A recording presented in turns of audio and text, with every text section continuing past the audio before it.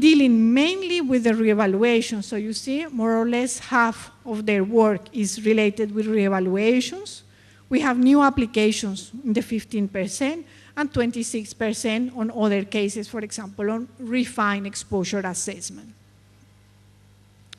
The outputs, we have mainly related with nutrient sources and a minor proportion dealing with food additives. They have also a statement on data requirements and the guidance document. So all of these data requirements and guidance document to give to the applicant all the details on the information that is needed when preparing a dossier. Some idea of the work program and the foreseen date for adoption. The other part, which is the other half, let's say, is the CEF panel. Again, different nationalities. They are dealing with questions on the safety of use of materials in contact with food, on the enzymes, including genetically modified food enzymes, flavorings, processing aids, and also questions related to the safety of the process, for example, recycling and irradiation, food irradiation. So with these two panels, we cover the food additives, flavorings, and enzyme part. They are dealing with many types of flavorings. Maybe you are aware a little bit of this system of the different functional groups that we have in the flavorings. They have been done, most of them. The only remaining is the one FGE19, which contains some genotoxic substances. So for this FGE19, we are still performing some evaluations. The IFA, which is the European Food Flavors Association, is providing data to EFSA that is used in food and in feed to produce an opinion on the different flavorings. Early this year, I think maybe April and in July, we have two opinions, one from the ANS panel and the other from the feed panel, after the reception of the information, supplementary information from IFA on a flavoring, is a flavoring 15024, in which we received data stating that the product was mutagenic, was genotoxic. So at that moment, both panels, food and feed, we adopted an opinion, and we give this opinion to the European Commission, which will take the appropriate measure to withdraw the product from the market. We have also the smoke flavorings. It's quite, yes, we have a lot, and they have a lot of substances also. There are no new flavoring applications. And then we have the food contact material, including all the different substances. A new area of work for the CEF panel is already evaluated in the feed. Some similar products are already evaluated in the feed additive or for feed use, is the food enzyme. Currently, the CEF panel is evaluating enzymes, food enzymes, produced by non-GMO and by GMO or GMM. And they have already received 2 dossiers, and they are expecting more or less 140 different dossiers on food enzymes that will be available to EFSA by March 2015. Other areas of work, we will have the processing aids. Let's take a look to the picture, to the proportion of the opinions from the different panels. So we have flavorings, 50%. In the last years, this panel has been dealing with an enormous number of food flavorings. I think more than 1,500 food flavorings. Food contact materials, they produce the guidance on the enzymes early this year. Something a little bit smaller on smoke flavorings or processing aids. They have also documents, explanatory documents, and guidance documents to help the applicant when they are preparing a dossier. The program of the CEF panel, well, we have all you will see here. And then we talk a little bit this morning about a self-task. In the case of the CEF panel, we have a self-tasking activity on bisphenol A. So do you remember a self-task? It is after EFSA's initiative, EFSA itself, or one of its panels, decided to perform some work on a specific topic. In this case, we have a self-task on bisphenol A. We established the term of reference because we need to know what are we going to deal with. So in this case, is to assess the risk to public health related to the presence of bisphenol A in foodstuff. We need to evaluate the human exposure in the different groups, vulnerable groups, for example, pregnant women or children. We need to assess the human exposure based, again, on occurrence data. And we can consider also biomonitoring data. At the end, we have to characterize the health risk for the general population and for the vulnerable groups. As I said before, in the case of bisphenol A, we have more or less 30 to 40 publications each month. We have to take into account all this information to identify, because in the case of bisphenol A, we have a specific dose response curve. So in this case, we have to consider all of this information, and we have to make the appropriate approach. We use the appropriate approach for the hazard identification. The deadline for the adoption of this opinion is November 2013. This deadline has been extended as the opinion has been submitted to public consultation, as I said this morning. So the opinion has been placed on our web during July until September, more or less.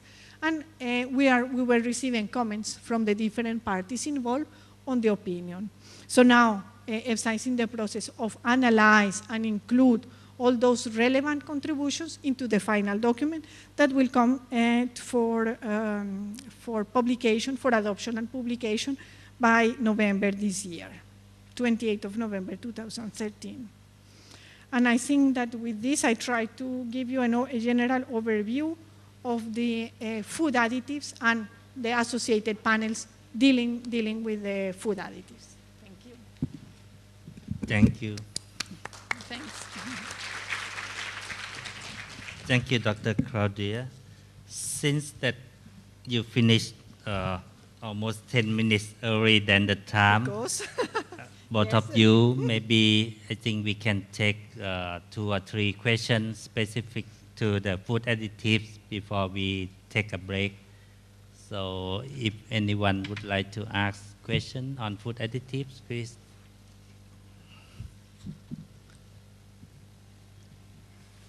Now you can also ask in German. Yes. I have the questions about the herbal extract and natural product, natural extract concentrate. This you categorize these as a food additive. Yes, well, they are categorized in many different regulations, let's say. Here in the food additives, one of the panels is dealing with the botanicals. But also we use botanicals in the case of nutrition, in the case of Nutri, there are some botanicals. In the case of feed additives, we have a lot of botanicals. We have oils also obtained from the botanicals.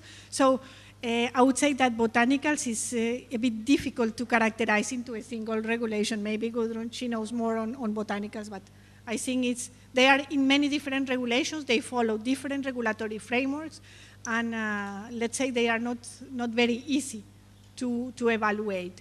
For the time being, the approach taken is that, well, the botanicals, they will have a principle or a marker substance derived from a chemically defined flavoring. So we are evaluating the chemically defined flavorings, and then we will evaluate the botanical component. Some other botanicals are not included in these chemically defined flavorings, so we will need to do on a case-by-case basis. But yes, botanicals, I think, is a very interesting area. They have not been, in the case of feed additives, they have not been evaluated at EU level. They were evaluated at national levels, so we have many different evaluations. Different stringency, of course, depending on the member states. And I think here we have to say that for botanicals and for other similar products, they use what we call the history of safe use. But this we have to be careful with this concept also.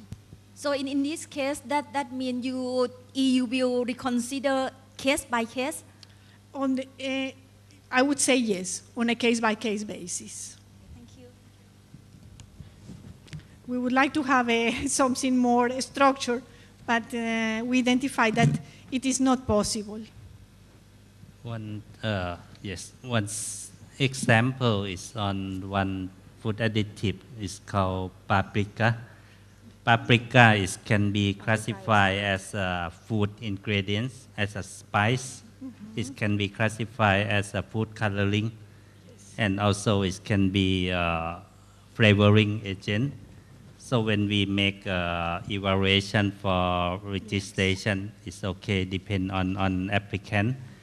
But when we make monitoring or control or enforcement of a food in the market, how can we know that the use is from what purpose?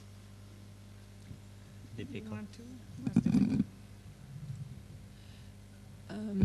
I mean, this is a control of these kind of products, of all substances, is always a challenge, because you try to sort of artificially categorize them in different groups.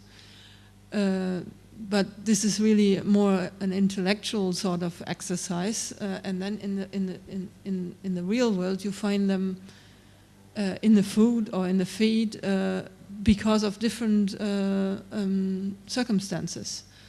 So sometimes they can be contaminants from a production line that used the stuff before.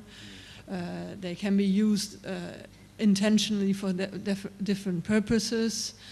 So for the control, it's always a challenge to really find out if something has gotten wrong, why it's gotten wrong, and even worse, who is the culprit.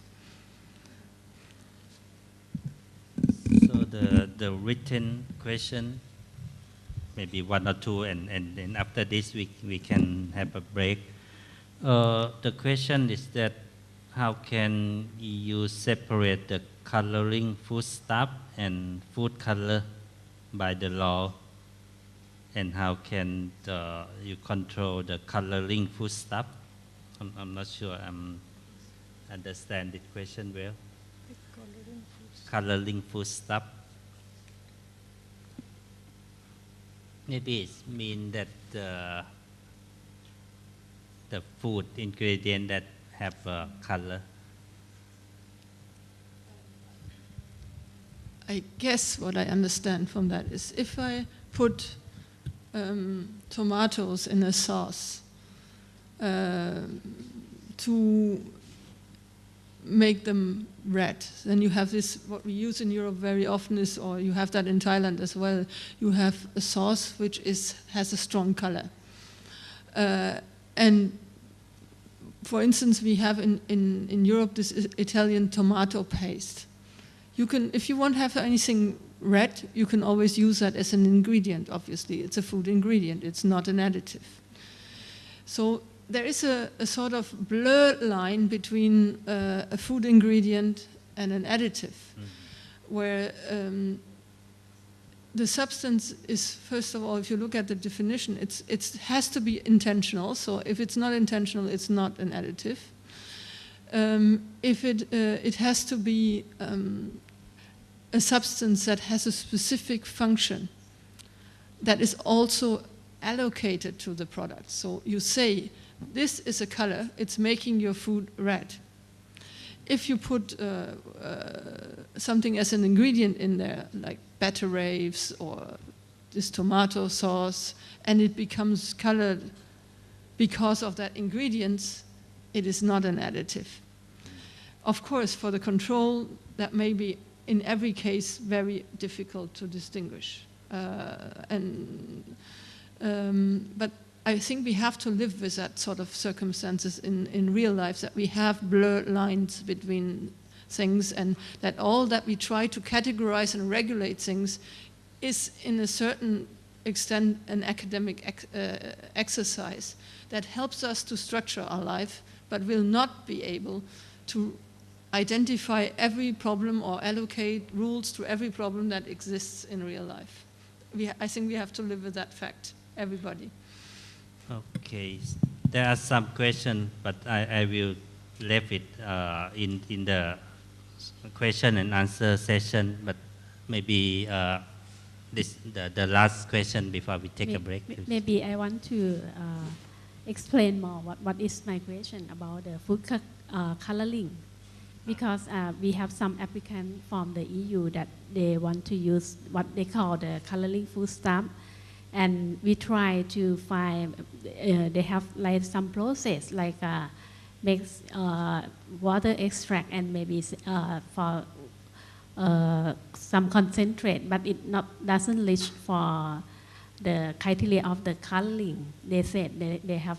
I try to ask them that whether in the EU, what is the category of that product? Maybe like from like the I cannot like the berry or something like that, but the water extract. The extract from a product. Maybe, yes, I can check also in the website if we have something like this, because I don't have in mind now an example or a clear answer. Maybe after, during the coffee break, you give me some work. Yes, we will check together then. Okay, so I think we can finish this session and take a coffee break. Please. Ladies and gentlemen, now we have a short coffee break for your refreshment.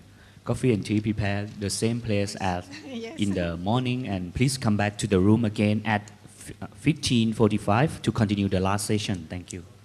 ค่ะและสำหรับช่วงนี้นะคะเราจะพักเบรก15 นาทีนะคะชากาแฟและอาหารว่างได้จัดเตรียมสำหรับแขกท่านผู้มีเกียรติทุกท่านแล้วค่ะอยู่หน้าห้องสัมมนานะคะขอให้ทุกท่านกลับเข้ามาที่ห้องสัมมนาอีกครั้งในเวลา 15:45 นาทีค่ะขอบพระคุณค่ะ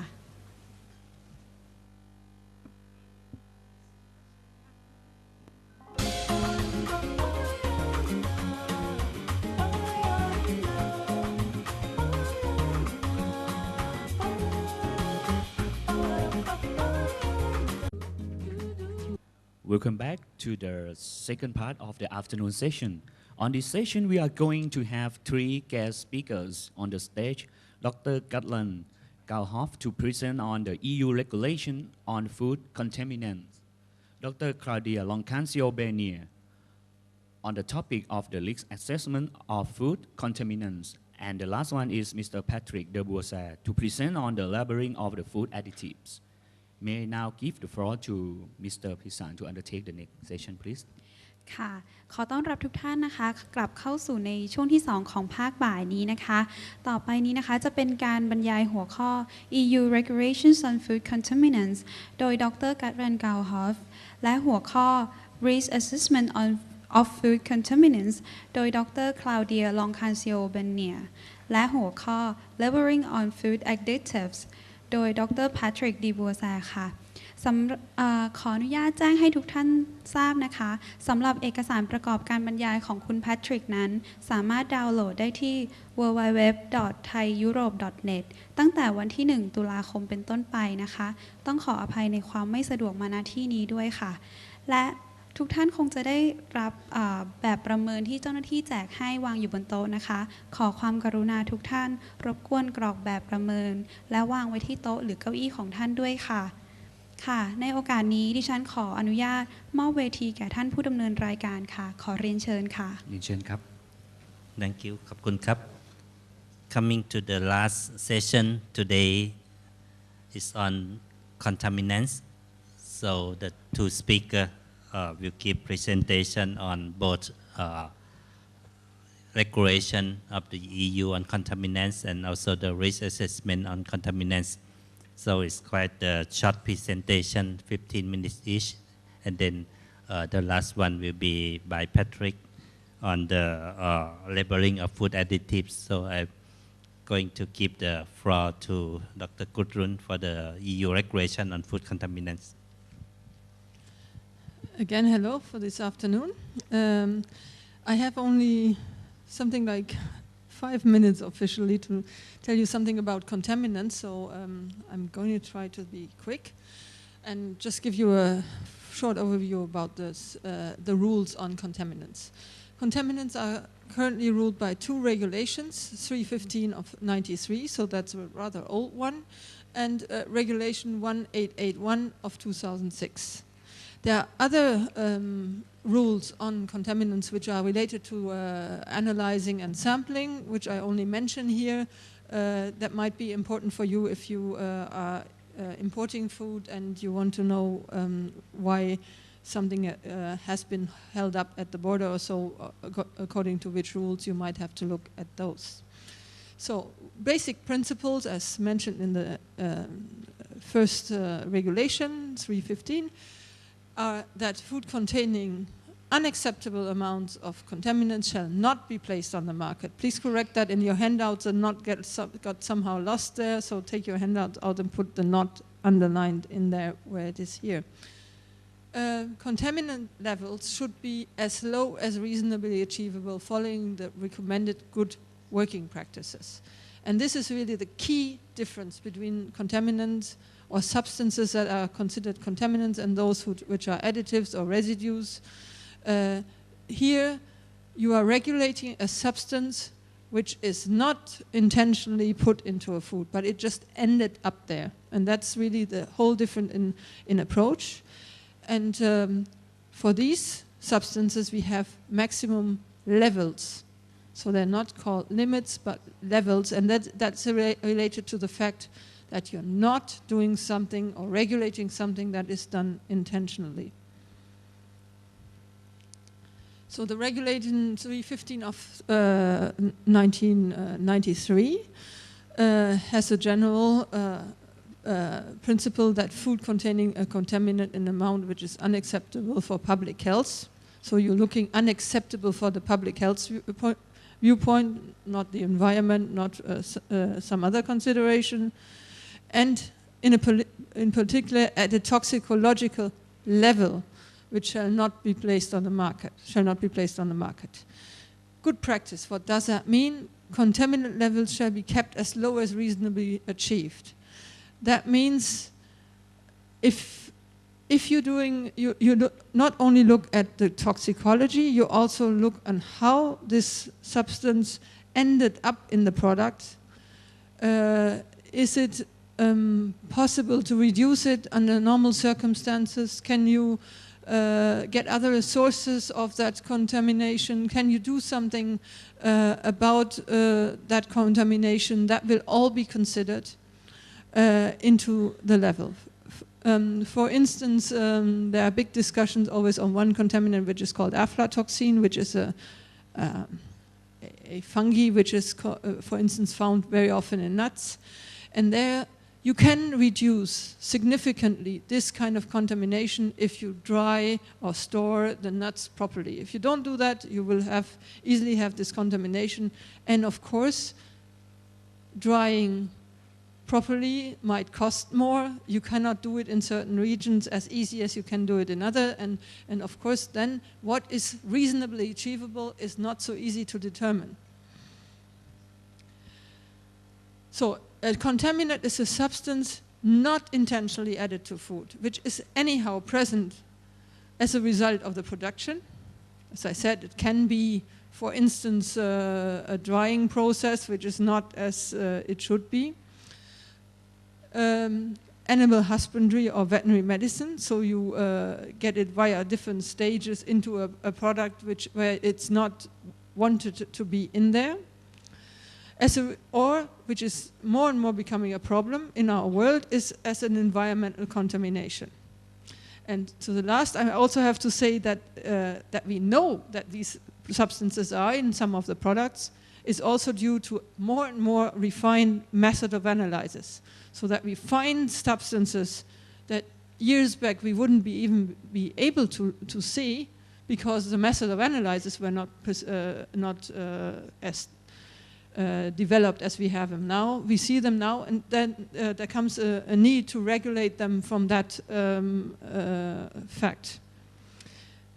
It also, in this kind of definitions, you also have to say what it's not. And one thing is not, it's not like extraneous matter like insect fragments or animal hair. That is obviously something else that is a contamination in the ordinary meaning of the word, if you look it up in the dictionary, but it's not a contaminant under this legislation.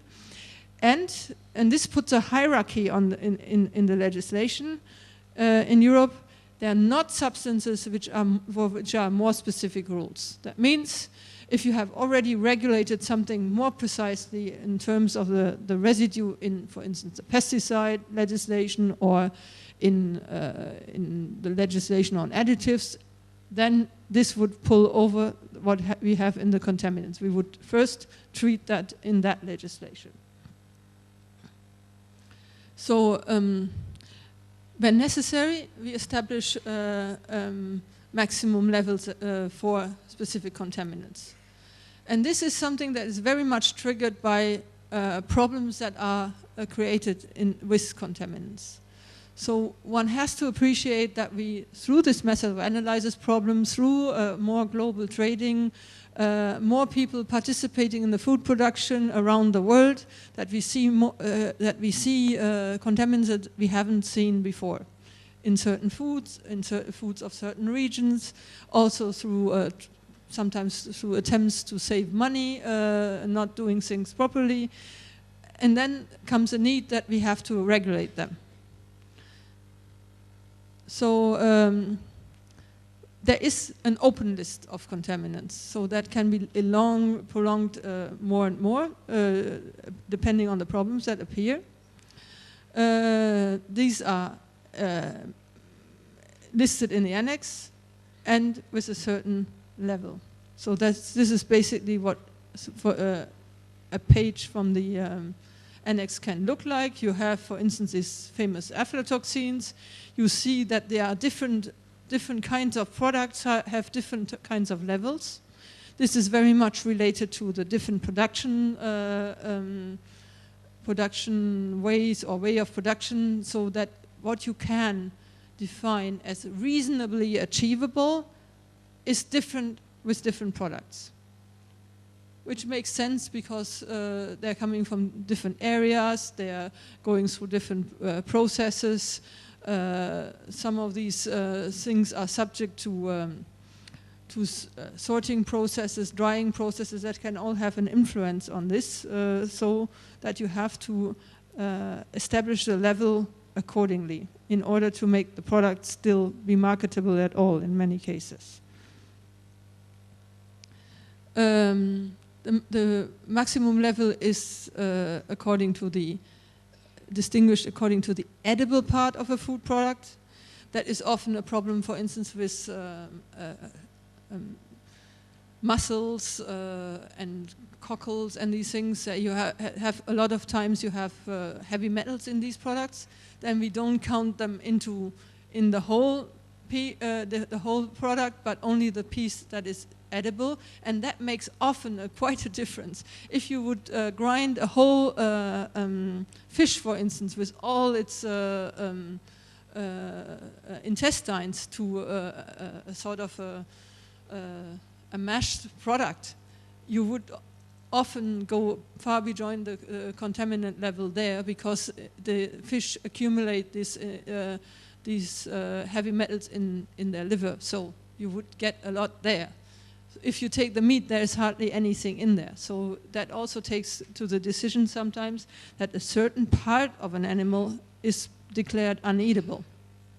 For instance, the liver of a horse, we don't consider that eatable because it accumulates a lot of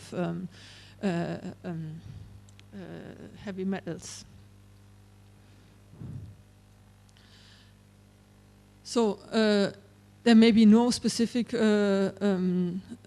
maximum